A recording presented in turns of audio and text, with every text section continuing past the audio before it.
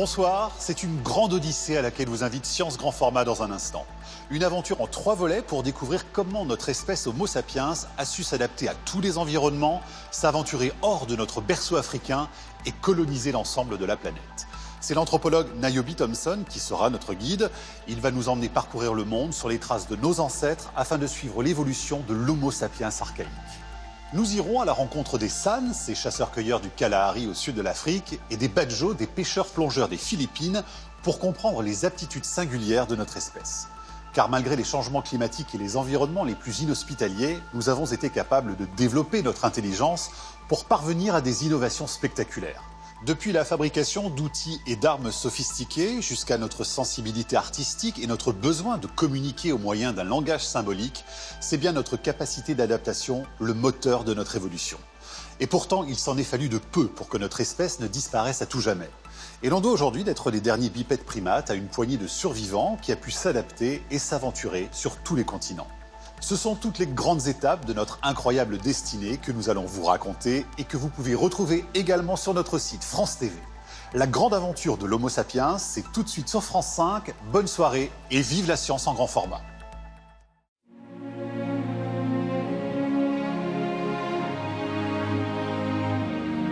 Nos premiers ancêtres directs apparaissent il y a près de 3 millions d'années. Au fil du temps, une quinzaine d'espèces d'hominidés voient le jour. Ces primates sont tous bipèdes et dotés d'une capacité de réflexion. Mais ils courent tous à leur perte.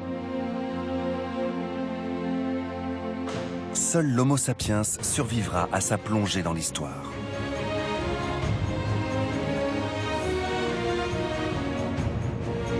Il évoluera dans l'ère la plus instable depuis l'extinction des dinosaures. Notre espèce parviendra pourtant à coloniser toute la planète. Je m'appelle Niobe Thompson, je suis anthropologue. Pour découvrir comment nos ancêtres ont survécu et pourquoi nous sommes les derniers primates bipèdes de l'évolution, je vais vous faire vivre un incroyable voyage dans le temps et aux 4 coins du monde. Voici l'histoire de notre espèce.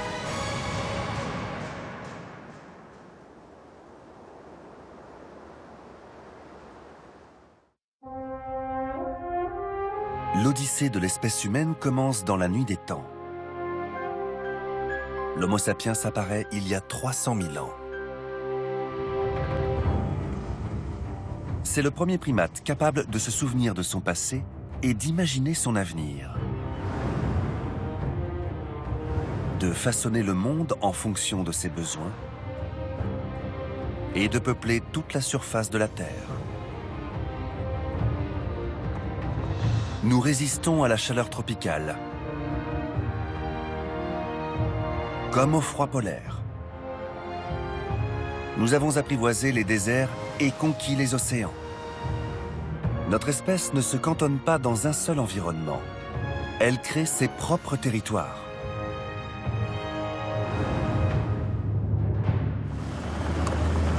Autrement dit, notre espèce a une faculté unique. Elle peut vivre presque partout, quel que soit le climat ou la température.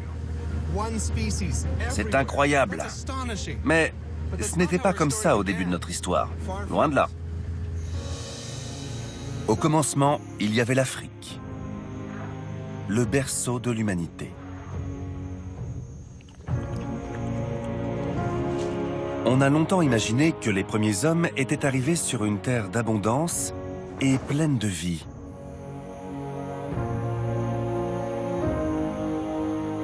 Qu'ils avaient évolué dans un paysage immuable, une immense savane. Un environnement parfois dangereux, mais jamais imprévisible. Un monde plutôt hospitalier. Mais les Homo sapiens ont émergé dans un univers impitoyable qui a failli avoir raison d'eux avant même qu'ils ne deviennent tout à fait humains. Sur cette terre d'Afrique, nos ancêtres étaient engagés dans une lutte sans merci pour leur survie. La plupart des grands animaux qui les entouraient ont disparu.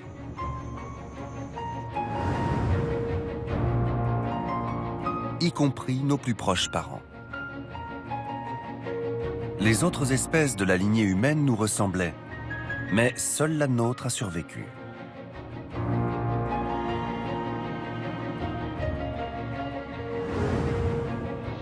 La nature a choisi l'Homo sapiens.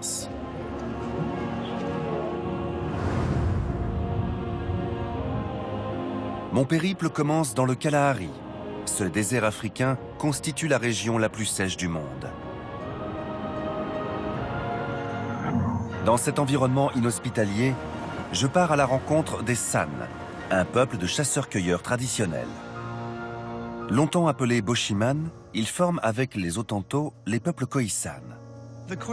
Les Khoisan appartiennent à la lignée génétique la plus ancienne que l'on connaisse. Leurs ancêtres se sont séparés des autres humains avant qu'on ne quitte l'Afrique. Et depuis, les San sont toujours chasseurs-cueilleurs. Leur mode de vie dans cet environnement aride nous en apprend beaucoup sur la façon dont nos ancêtres ont survécu au climat changeant des terres africaines. Les Khoisan se sont isolés des autres humains il y a environ 150 000 ans, avant que l'homme moderne ne sorte d'Afrique. Leurs descendants vivent principalement en Namibie et en Afrique du Sud. Ici, l'eau est rare. 9 mois sur 12, il n'y a pas de précipitations et certaines années, il ne pleut pas du tout.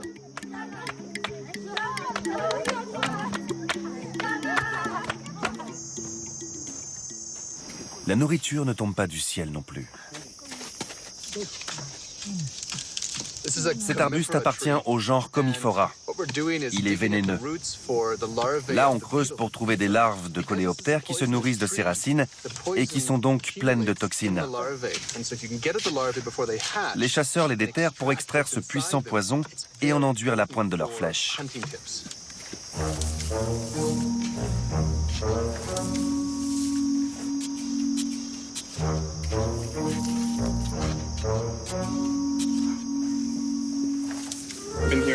Ça fait 4 heures qu'on est au travail. On a creusé là-bas, là-bas et là. Et on n'a toujours pas trouvé les larves qui contiennent le poison. Heureusement, tout n'est pas aussi difficile dans le Kalahari. Un peu plus loin, les chasseurs déterrent un tubercule qui contient de l'eau. L'eau est indispensable à la vie. Nos reins sont faits pour en éliminer 2 litres par jour. Les San sont passés maîtres dans l'art de trouver de l'eau dans le désert.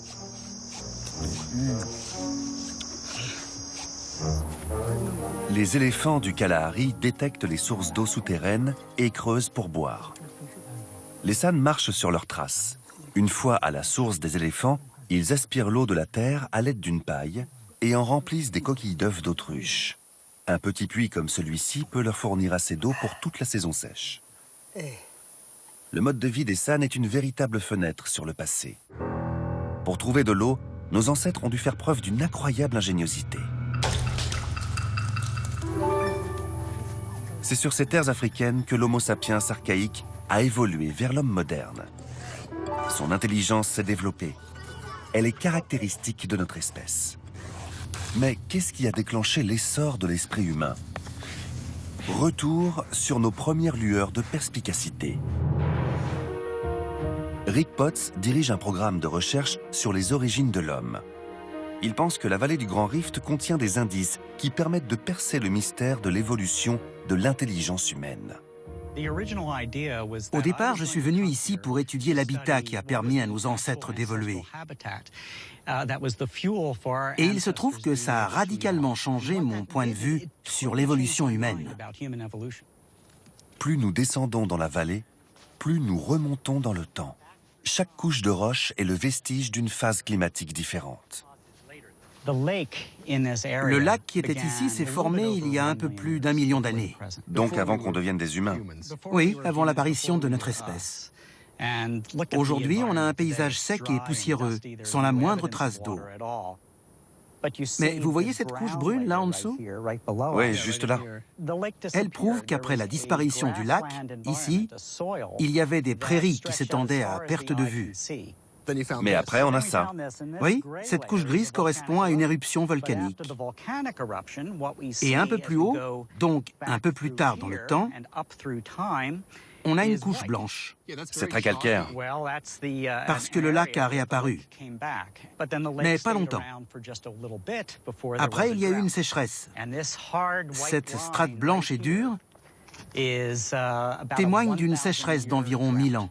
Ce que je vois là, c'est une succession d'environnements qui ont été soit très favorables, soit très hostiles pour nos ancêtres. Ça changeait constamment.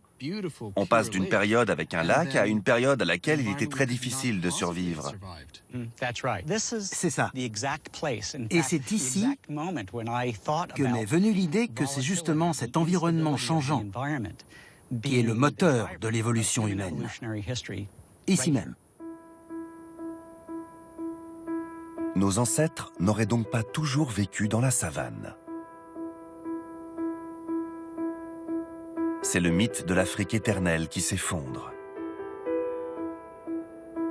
Cette vallée n'est pas le seul témoin de notre passé. L'Université Columbia à New York possède la plus grande collection d'échantillons de sédiments océaniques au monde. Le fond des océans qui bordent l'Afrique porte l'empreinte des différents climats qui ont affecté le continent. Peter Diminokol sait déchiffrer ces sédiments. Comme vous le voyez, on a beaucoup d'échantillons. Certains ont plus de 100 millions d'années. Ça, c'est l'échantillon V1995. Ça veut dire qu'il a été prélevé lors de la 19e expédition du navire Vema. C'est un sédiment très blanc qu'on ne trouve pas au large des côtes africaines. C'est plus rouge. C'est un sédiment très différent. Cette poussière a été soufflée dans les océans qui bordent l'Afrique. Ça correspond à combien de temps? À environ 5000 ans. En gros, on obtient une accumulation de 10 cm tous les 1000 ans.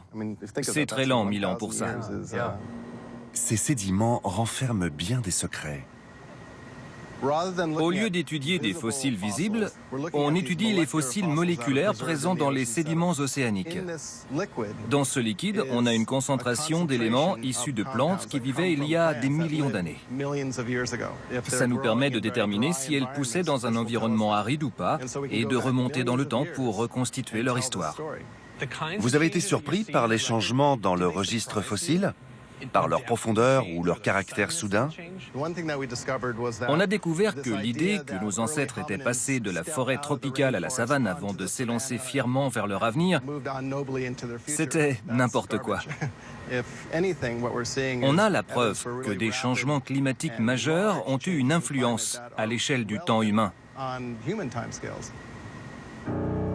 L'habitat de nos ancêtres africains change constamment d'apparence. Ces métamorphoses sont rapides. On passe de la pluie à la sécheresse en un éclair. Et inversement. La terre fertile qui voit naître un individu est parfois devenue un désert aride à l'heure de sa mort. De telles conditions auraient dû éradiquer notre espèce.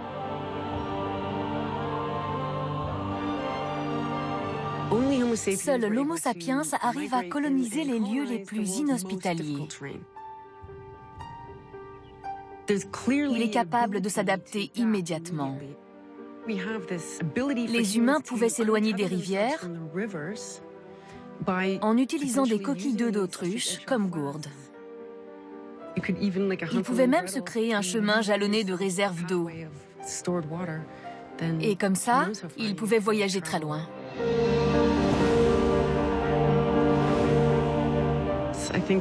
L'une de nos facultés cérébrales les plus impressionnantes, c'est notre facilité à innover pour nous installer dans des environnements aux climats extrêmes.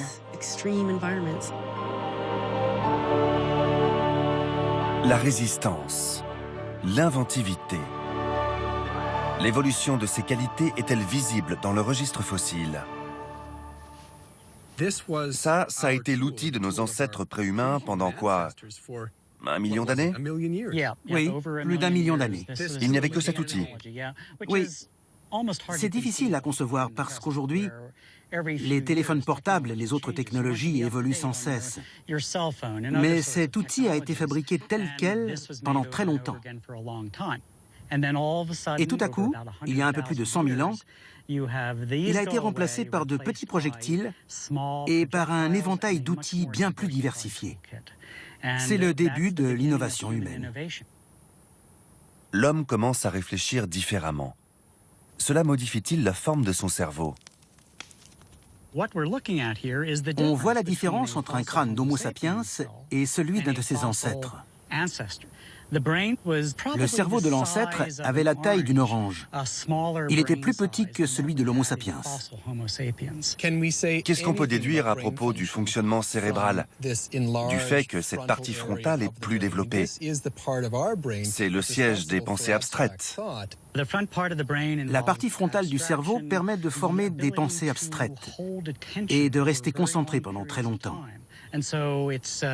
On pense que la réorganisation du cerveau de l'Homo sapiens est à l'origine de sa faculté d'imaginer, qui est unique non seulement dans l'histoire de l'évolution humaine, mais aussi dans l'histoire de toute la vie sur Terre. C'est peut-être la capacité à s'adapter au changement climatique qui a déclenché l'évolution de cet ancêtre vers son descendant.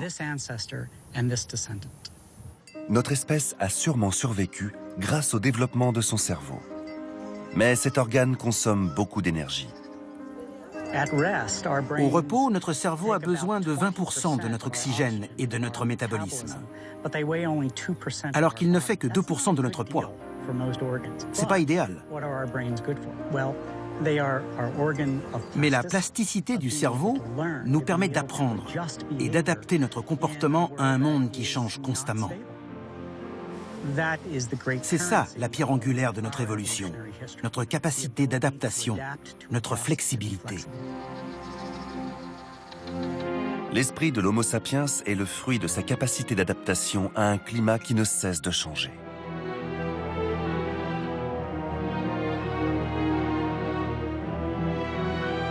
Pourtant, face aux éléments, l'homme est parfois impuissant.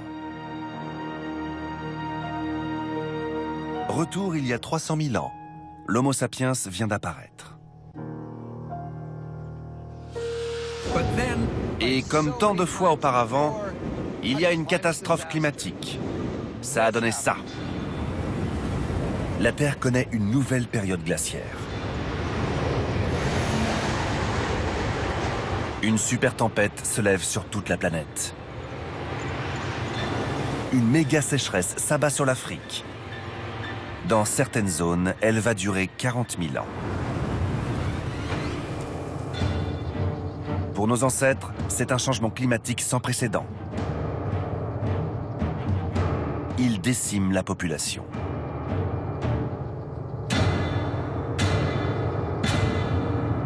Notre ADN porte encore la marque de cette tragédie.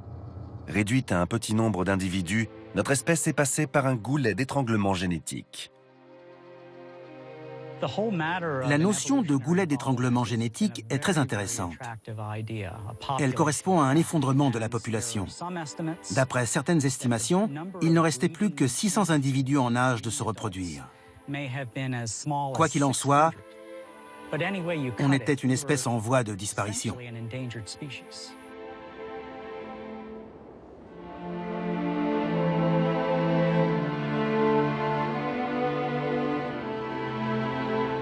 Il s'en faut de peu que la sécheresse ne sonne le glas de l'humanité.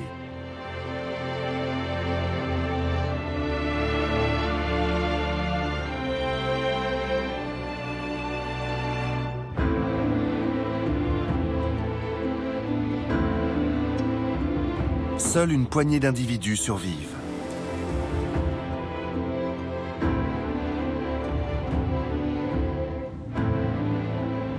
Il ne reste qu'un endroit en Afrique propice à la vie, la pointe sud.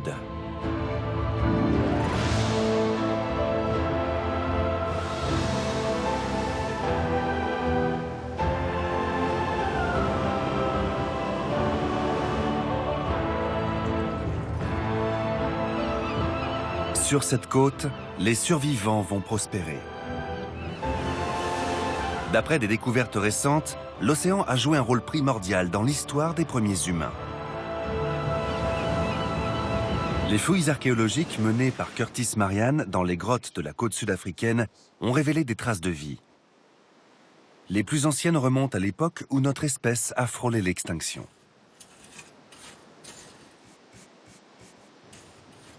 Avant le goulet d'étranglement, la population était nombreuse. Elle s'est dispersée en plusieurs groupes, dans des zones refuges. Un groupe a survécu et les autres ont disparu. L'ampleur du goulet d'étranglement est controversée. Certains pensent qu'il restait quelques centaines d'individus, d'autres quelques milliers. Les 7 milliards d'êtres humains qui vivent sur la planète pourraient tous descendre d'une centaine d'individus? Oui. Pour vous donner un ordre d'idée, si on compare l'ADN d'une centaine de personnes issues de différents groupes ethno-linguistiques du monde, on se rend compte que la diversité génétique des humains est moins importante que celle des chimpanzés. Il faut bien une explication à ça. Qu'est-ce qui nous est arrivé lors de la sécheresse? Pendant la période glaciaire, le Sahara était 2 fois plus grand qu'aujourd'hui. Ça faisait beaucoup d'espace perdu. La côte était un bon refuge pour les humains, surtout parce que grâce à l'océan, c'était une zone fertile. On y trouvait des plantes, des animaux et des crustacés. Et ces 3 éléments réunis en faisaient un refuge idéal.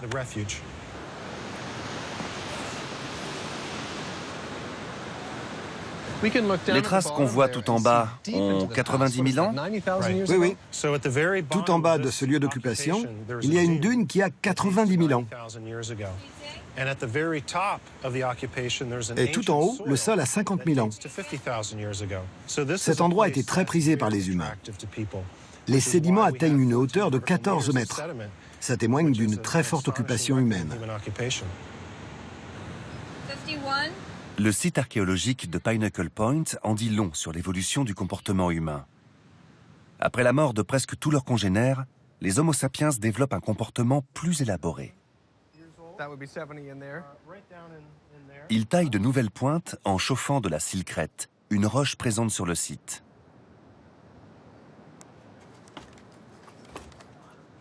Jane Wilkins est archéologue. Cette Canadienne tente de percer le mystère de la silcrète. Ça, c'est de la silcrète qui n'a pas été chauffée. On en trouve dans la région. C'est une roche beige et très dure. On ne peut pas la tailler comme ça? Non, ce serait difficile. On a enfoui 4 nodules de silcrète là-dessous pour qu'ils se réchauffent très lentement. Il faut atteindre presque 300 degrés pour obtenir la bonne qualité. On procède par tâtonnement. Notre principale découverte, pour l'instant, c'est que c'était un processus lent. Et si j'en jette un dans le feu? Il explosera. On ne pourra pas le tailler. Non. D'accord. Cette nouvelle technologie est très utile. On peut fixer la pointe sur une lance ou sur une flèche. Oui. Avec ces petits projectiles, on peut viser une proie dangereuse de très loin. Découvrir ça à l'âge de pierre, ça a été comme découvrir la dynamite. C'est une avancée énorme. Oui. Il faut frapper plus fort. D'accord. Jusque-là. Plus fort. Plus fort là-dessus. Je l'effrite. Ça crée des microlithes, non? De minuscules outils. Ouais. Et ils sont tous tranchants. Les humains se mettent à utiliser le feu pour fabriquer des outils et confectionner leurs toutes premières armes. Ce processus d'élaboration est complexe. Les recettes longues et recherchées se transmettent par le langage et l'instruction. Sans ça, et si on n'a pas la capacité de retenir mentalement des informations, on ne peut pas créer de technologies complexes. Si un humain a des armes véritables, il peut dominer la planète. Qui sont ces hommes capables de tailler des pierres chauffées et de transmettre des secrets de fabrication?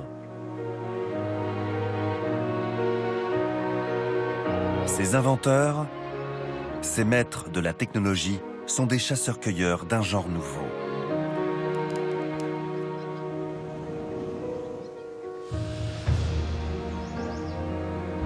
Le nord de la Namibie est l'un des derniers bastions de ce mode de vie ancestral. Les San font partie des rares chasseurs-cueilleurs nomades qui restent au monde.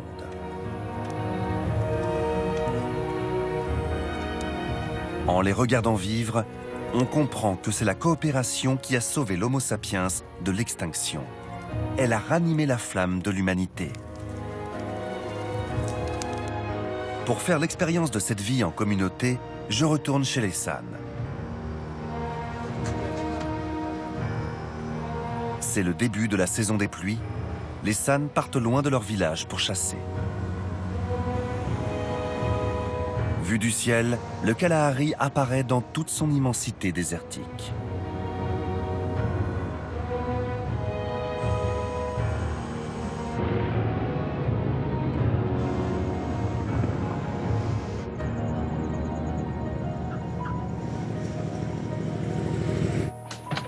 Bonjour. Bonjour. Bonjour.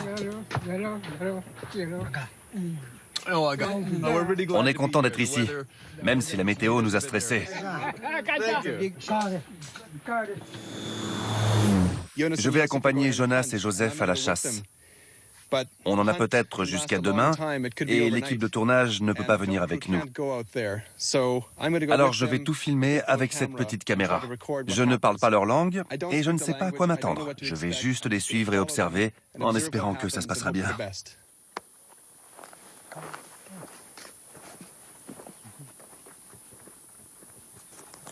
Quand on ne connaît pas le Kalahari, impossible de se repérer dans cette immensité plate et uniforme. Mais pour tous les chasseurs, cette étendue n'a plus de secret. C'est une terre pleine de richesses.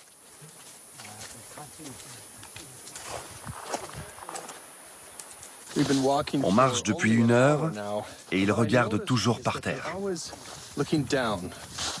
Ils ne scrutent pas l'horizon pour voir des animaux, mais ils cherchent leurs traces dans le sable. C'est comme s'ils lisaient un livre.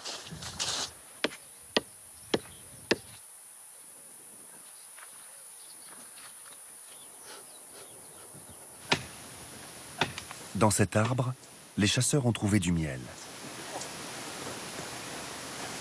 C'est du miel, avec des abeilles.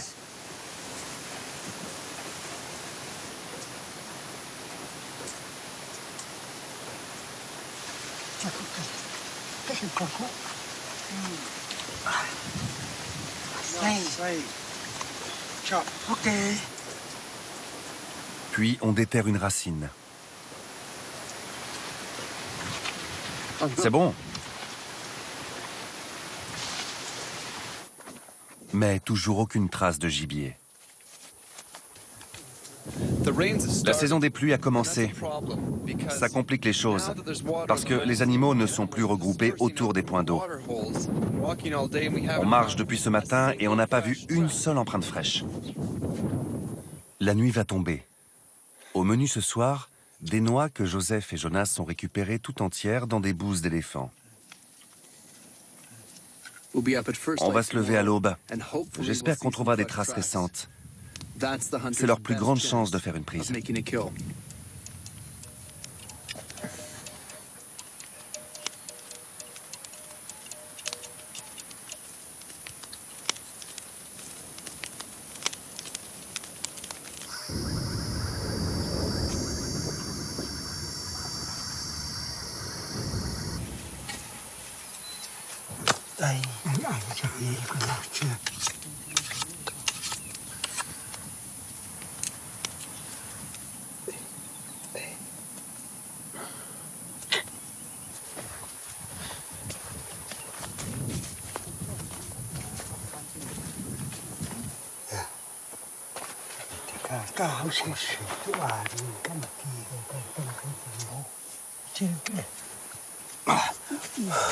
Jonas a trouvé un lièvre sauteur. Ils l'ont harponné dans son terrier avec le crochet de leur lance, et là, ils creusent pour le ressortir. Ils l'entendent se débattre sous le sable.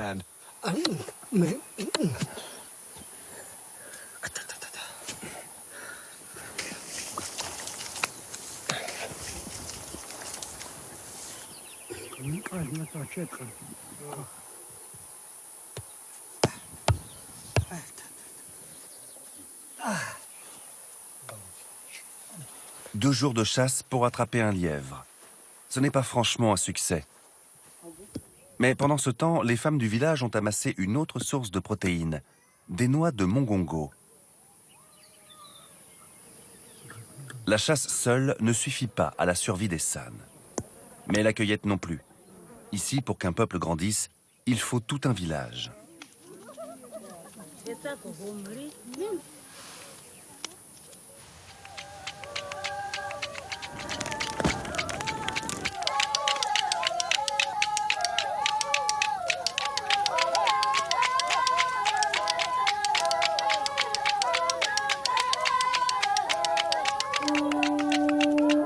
Les derniers chasseurs-cueilleurs du monde vivent sur des terres inhospitalières.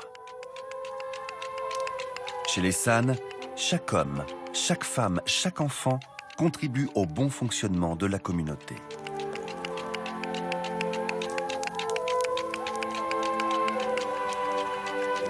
La coopération de nos ancêtres portait en elle les germes d'un être social. Il y a environ 100 000 ans, une nouvelle ère commence.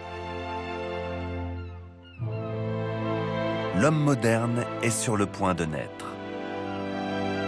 Il s'accomplira dans l'art. Ces terres ont accueilli des humains dès leur apparition.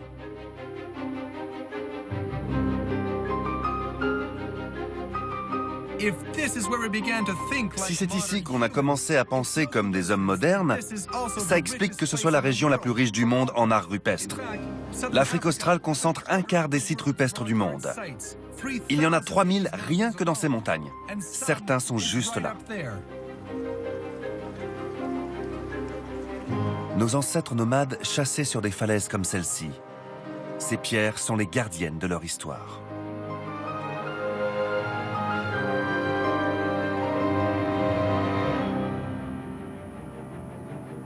D'après ce qu'on sait, c'est en devenant des hommes modernes qu'on est devenus des artistes. L'art est la signature de notre espèce. Mais à quoi sert-il? Est-ce que nos ancêtres dessinaient pour se divertir des activités sérieuses qu'étaient la chasse et la cueillette? Ces peintures sont d'une richesse incroyable. Et elles avaient une fonction précise. Là, on voit clairement un groupe d'hommes à côté de grands animaux. Ce sont des chasseurs. Mais c'est ce personnage rouge au milieu qui me fascine le plus. On pense que c'est un chaman. Mais pourquoi dessiner un chaman? Les chamans sont censés nous faire entrer dans l'esprit des animaux qui nous entourent. Ça permet de comprendre sa proie et de mieux la chasser. Les chamans jouaient un rôle primordial dans les activités de chasse et de cueillette. Il y a beaucoup de choses sur ces parois qu'on ne comprend pas. Mais le fait que ce soit des symboles est très important. Venez voir ça.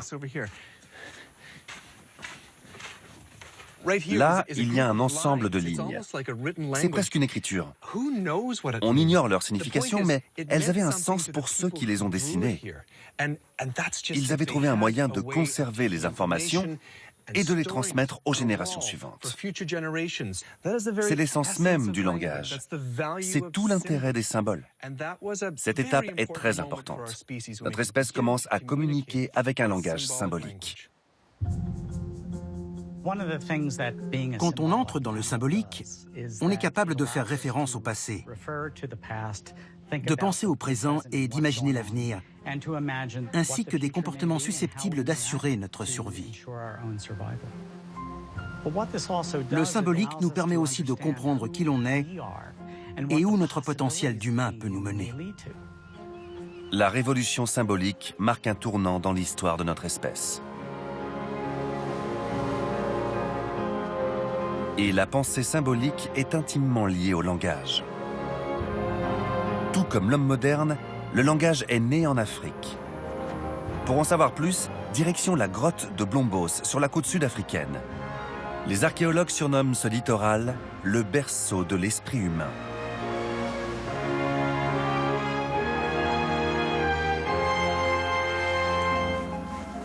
Dans la grotte de Blombos, chaque centimètre de sable renferme les vestiges d'innombrables vies humaines. Avant leur découverte, on pensait que les comportements modernes étaient apparus bien plus tard. On a une nouvelle parcelle. C'est un lieu d'occupation. Des Homo sapiens vivaient dans cette grotte. Ils étaient à un tournant de leur histoire, à l'époque où ils sont devenus inventifs. Ils comprenaient les réactions chimiques de base, comme le prouvent les outils qu'on a trouvés ici. On a aussi découvert des blocs d'ocre gravés. Parler d'écriture, ce n'est peut-être pas tout à fait exact, mais on a des symboles qui avaient une signification. Donc, il s'agit d'une forme ancienne de communication. C'est une grande avancée. Ils ne faisaient pas ça avant. Vous pensez qu'il y a 75 000 ans, les gens se parlaient dans cette grotte? Oui, je pense qu'ils se parlaient régulièrement. Il fallait qu'ils se transmettent leurs connaissances sur l'environnement dans lequel ils vivaient. Quelles plantes on pouvait manger, quels poissons étaient venimeux. Ils planifiaient sûrement leurs actions. Ils ne descendaient pas chasser sur le littoral à l'aveuglette. Ils en parlaient. Si on passe toute la journée à chasser, on n'a pas beaucoup de temps pour parler.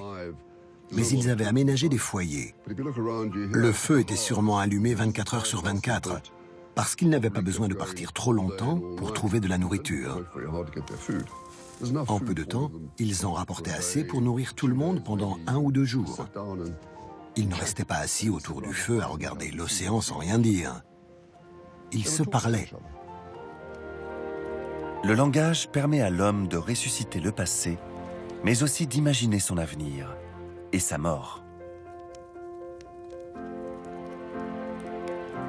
C'est peut-être pour ça que l'art est né avec le langage.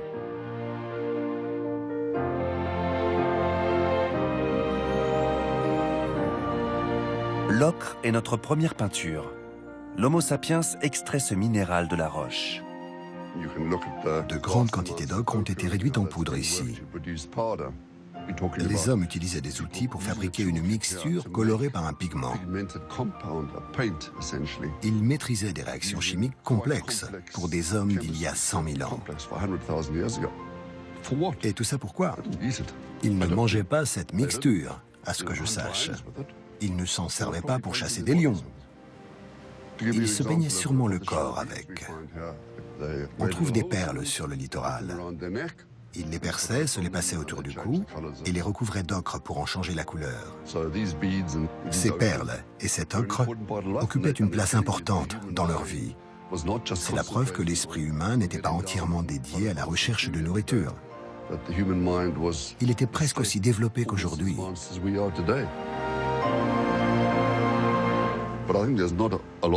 Il y a 100 000 ans, l'homme était sans doute déjà très avancé. Les lieux comme la grotte de Blombos ont été les témoins de l'émergence de l'esprit moderne.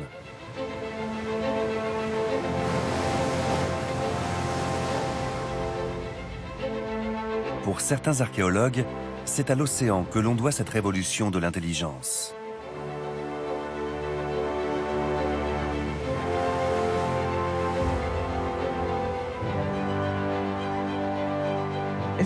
Il y avait une pression évolutive sur ces communautés d'humains archaïques. Ils devaient devenir plus intelligents. Et pour ça, quel élément leur manquait? Les nutriments essentiels au développement du cerveau sont les acides gras polyinsaturés à longue chaîne. On les trouve dans la chaîne alimentaire marine. Je me suis demandé s'il y avait un lien entre l'augmentation de la consommation de ces acides gras polyinsaturés à longue chaîne et l'apparition dans le registre archéologique de caractéristiques radicalement nouvelles. Cette coïncidence est très significative. On pourrait penser que quand on est devenu intelligent, on a remarqué qu'il y avait des crustacés autour de nous et qu'on a commencé à les manger. Mais et si c'était dans l'autre sens? C'est peut-être notre consommation régulière de crustacés qui a fourni à notre cerveau les nutriments indispensables au développement de ces connexions.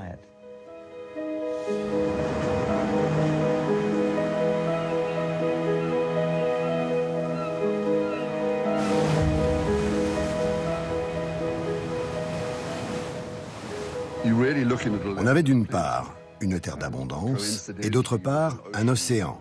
avec les nutriments nécessaires au développement cérébral. Si les hommes sont allés dans l'eau, c'est qu'ils n'avaient pas peur de l'océan.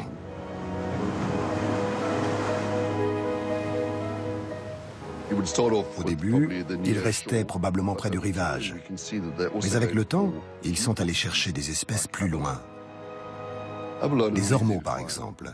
Ces mollusques ne sont pas faciles à trouver, à moins que le niveau de l'eau ne soit très bas. Donc, ces hommes rentraient sûrement dans l'eau, ils plongeaient, ils allaient sous l'eau. Ça a joué un rôle essentiel dans le développement du cerveau humain. C'est en partie ce qui nous a permis de devenir des hommes modernes et d'être encore là aujourd'hui.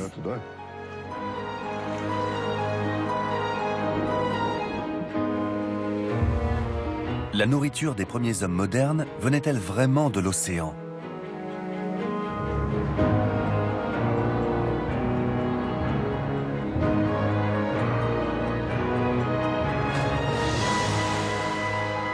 Les eaux côtières d'Afrique du Sud fourmillent de vie.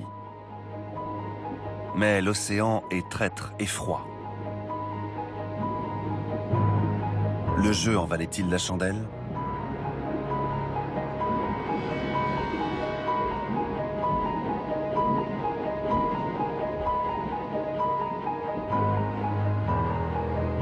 Pour avoir un début de réponse, je vais suivre Craig Foster sous l'eau.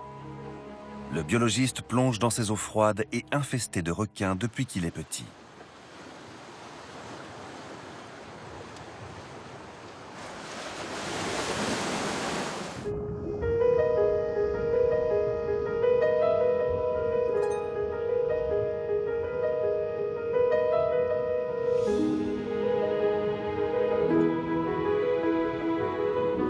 Cette luxuriante forêt de varech foisonne de coquillages faciles à ramasser.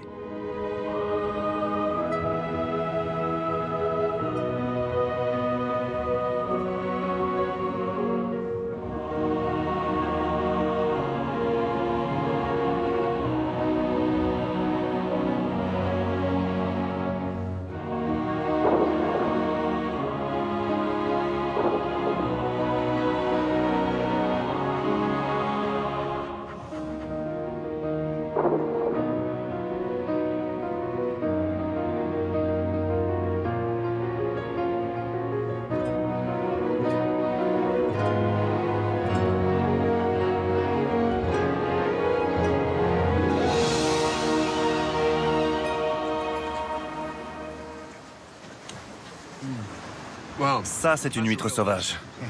Je peux vous le dire. On était dans une forêt de varech. Vous avez vu toute la vie et toute la nourriture qu'on y trouve. À l'époque des premiers hommes, il y en avait 100 fois plus. Imaginez un groupe de 20 personnes qui vivaient dans une grotte juste là. S'ils descendaient ici tous les jours, ils ont vite épuisé les ressources de cette petite portion de littoral. Mais quelques mètres plus loin, il y avait cet océan qui regorgeait de nourriture. Ils l'ont sûrement remarqué et se sont aventurés de plus en plus loin. Me dites pas qu'au bout de 5000 ans, ils ne savaient pas nager. Les humains de la côte ont devant eux un océan nourricier. Mais profitent-ils réellement de ces richesses? L'homme a évolué sur la terre ferme. Son corps peut-il s'adapter à une vie de plongeur? Pour répondre à cette question, changeons de continent.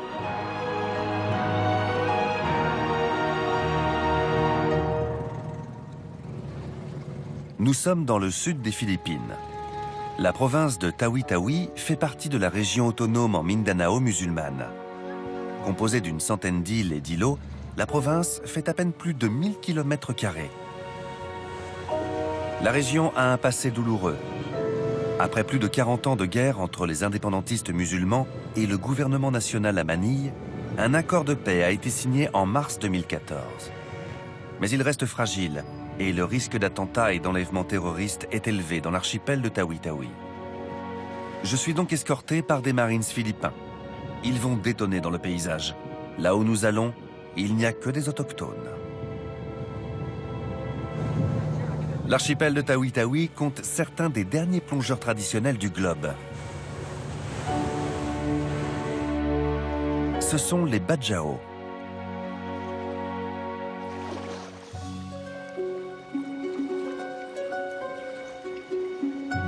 Les populations côtières du monde entier ont longtemps plongé pour trouver leur nourriture. Comme ces Bajau du sud des Philippines, ils vivent des richesses que leur offrent les îlots coralliens près desquels ils s'installent. Leur mode de vie révèle que l'homme est capable de s'adapter à un quotidien de plongeur.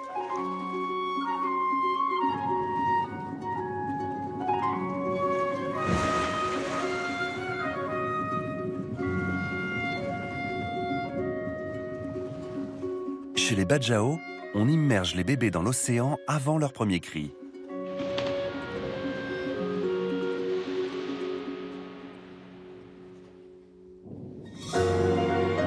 Santarawi a 63 ans. C'est l'un des derniers grands plongeurs Bajau.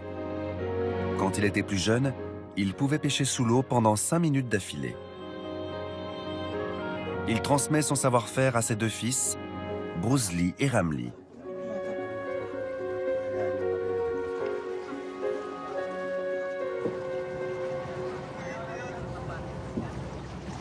Santarawi n'a jamais vu d'occidentaux. Je suis venu pour le suivre dans une de ses plongées en apnée. Niobe.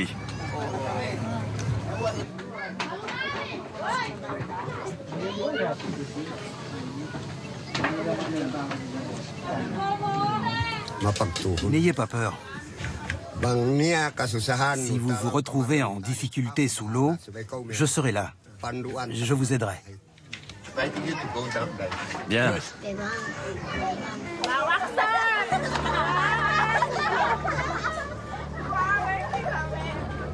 J'embarque à bord d'une pirogue avec Santarawi et ses fils.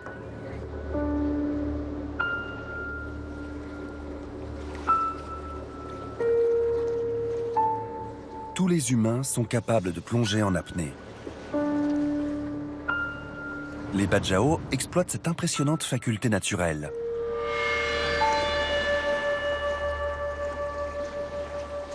Il y a encore des populations qui vivent uniquement de ce qu'elles ramassent et pêchent sous l'eau. Leur but, c'est de passer le plus de temps possible au fond de la mer. Jusqu'à 60% de leur travail quotidien se fait en apnée. Dans les cas extrêmes, ils passent 5 heures par jour sous l'eau. Suivre Santarawi et ses fils sous l'eau demande une grande préparation. Aujourd'hui, ils vont plonger vers un récif corallien situé à 25 mètres de profondeur.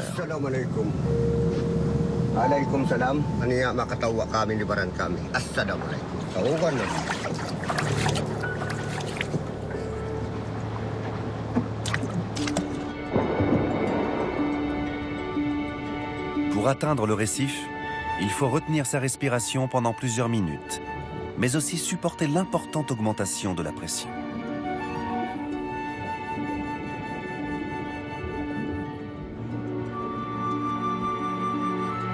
À une telle profondeur, le corps ne flotte plus. Santarawi et ses fils marchent au fond de l'eau.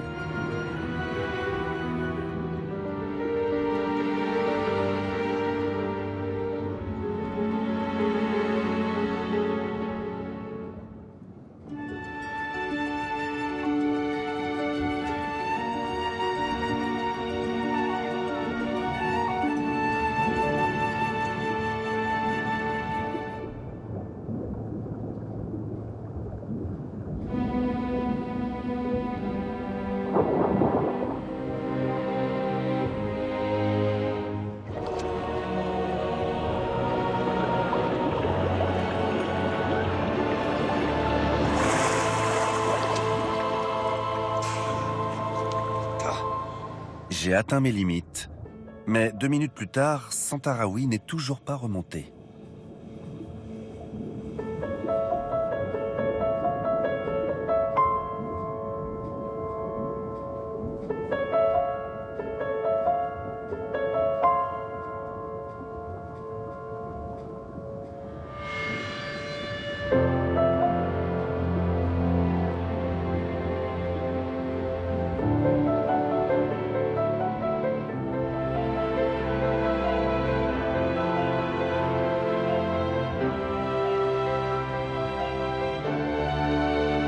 capacités du vieil homme dans la mer paraissent surhumaines, mais elles sont propres à notre espèce. Certains plongeurs descendent à 100 mètres en apnée et ils arrivent encore à remonter. Il y a vraiment très peu d'animaux terrestres qui sont capables de faire ça.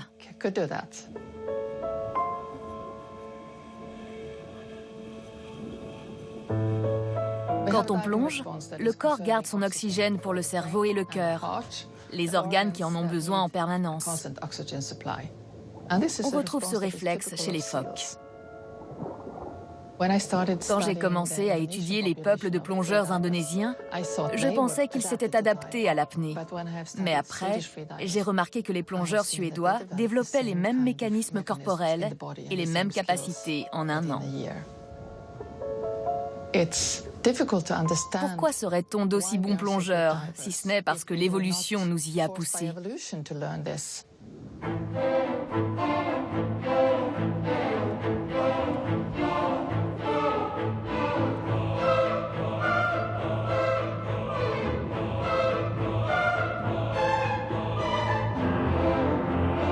Nos ancêtres étaient des chasseurs terrestres. Mais le mode de vie des Bajau nous apprend qu'ils pouvaient aussi chasser au fond de l'océan. Ils ont développé la capacité de plonger en apnée.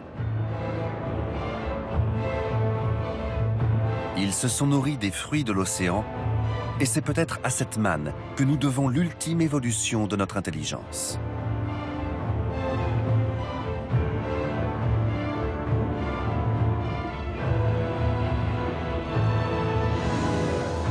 Nous sommes les enfants d'une planète en constante transformation.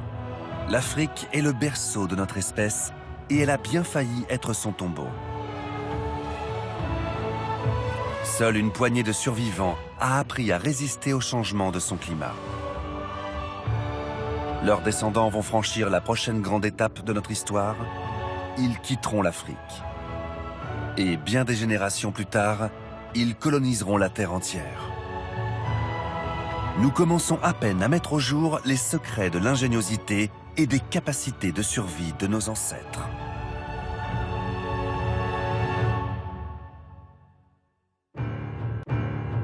Science Grand Format continue dès maintenant avec la grande aventure d'Homo sapiens. Dans le film qui va suivre, vous allez comprendre comment notre espèce a pu évoluer et s'adapter à de nouvelles conditions de vie grâce aux premiers hommes qui ont quitté l'Afrique.